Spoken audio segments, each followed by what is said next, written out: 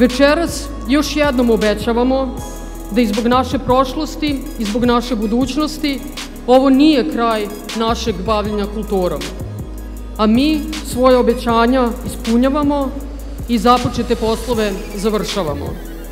Otvaranje Narodnog muzeja svima nama sada treba da bude ogroman vetar u leđa i ne samo u kulturi. Od danas Narodnom muzeju treba da se vraćamo i da ga zajedno čuvamo. Treba da ga čuvamo i da u njega ulažemo. Danas Narodni muzej Srbije konačno vraćamo svim našim građanima.